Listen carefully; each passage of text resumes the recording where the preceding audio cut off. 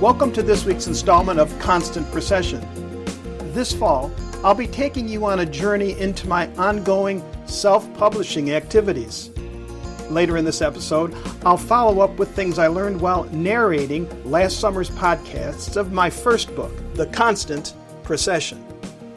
Hang on, this promises to be a journey into the unknown. I'd like to thank you for spreading the word about my new book, The Very Fine Light, which is available in the ebook format on Amazon.com. To recap what's happening, and for those of you just tuning in for the first time, the book will be released in audiobook version and also in the printed form. The release date will be November 3rd. And so, please keep checking my website, nicosteves.com, as I will be posting blog updates from time to time. Are you writing or have you already written your book? Do you know someone who's always wanted to write a book? Please tell them to come along and join me on this quest into the self-publishing world. By the way, just to remind you, The Very Fine Light is a contemporary novel with Christian themes about a village on the verge of bankruptcy, the mayor with a secret, and Randy, a fun-loving co-worker who's always in trouble for telling it like it is. Now for the reflections from last summer's podcasts of my earlier book. Enjoy! And so last time completes the reading cycle of my book, Constant Procession. For this installment, I'd like to add some observations. As I traveled in this world from Mexico City to Paris, I have found in those places where documented appearances of the Virgin Mary have occurred special feelings of inspiration. Places in time that share a sensation of faith and hope. Admittedly, if one simply goes to any of these locations without some sort of personal reflection beforehand, they may be totally turned off by it all. But to my way of thinking, perhaps this is the point of it all. The unexamined life is not worth living. It's the quote from Socrates at his trial that comes to mind. And for me, it is a large part of the point to this journey of mine as I stumbled upon this constant procession of people who look to the Virgin Mary to intercede on their behalf to her Son, to help to guide them on life's journey. God so loved the world that He gave His only Son to us, and did so through a young woman who had great faith and belief in God. And her Son welcomes her intercessions to those of us in the world, and He will answer the prayers of those who she brings to Him. Moreover, I have seen at the various apparition sites on 3 of the 7 continents, when she comes, the Madonna inspires people from each different epoch through seers from those times.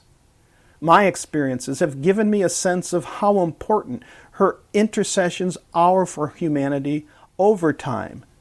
And herein lays the great piece of what I uncovered, that every period of time has its own ways, its own understanding of how to interpret the moral imperatives we have shared with those who came before us and with those who will follow us.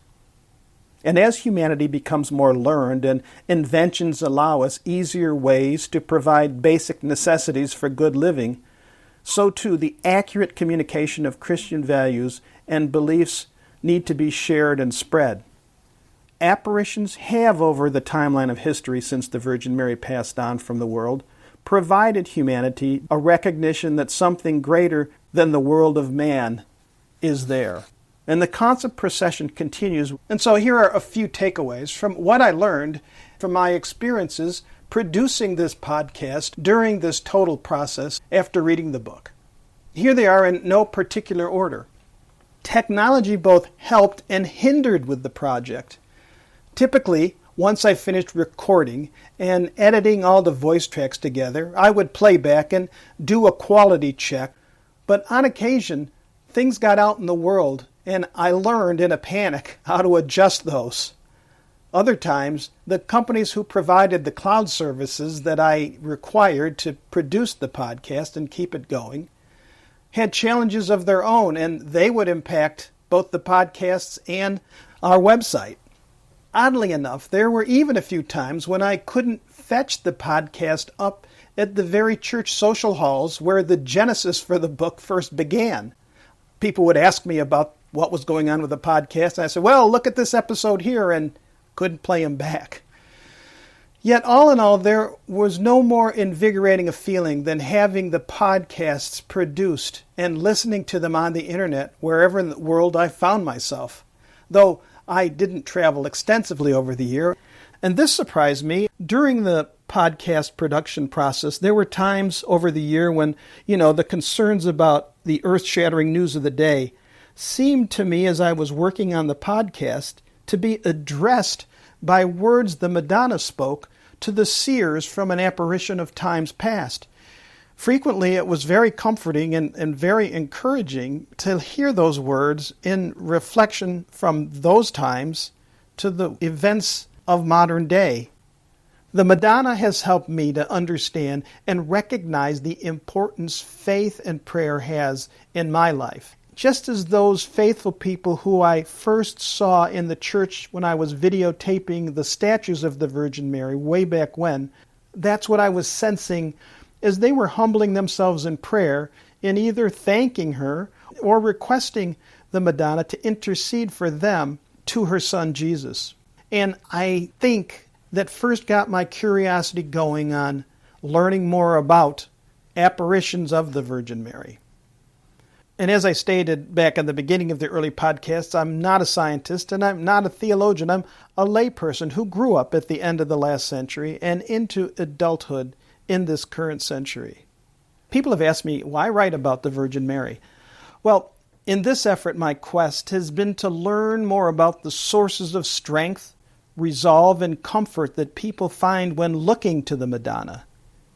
In my initial inquiry, little did I realize the depth and width of my journey, and little did I know how much comfort and joy I would receive in the process.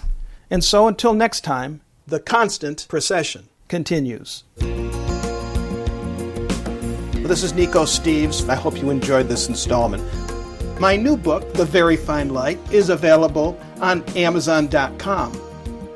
Please feel free to contact me at nicosteves.com. That's Nikos Steves, Steves.com.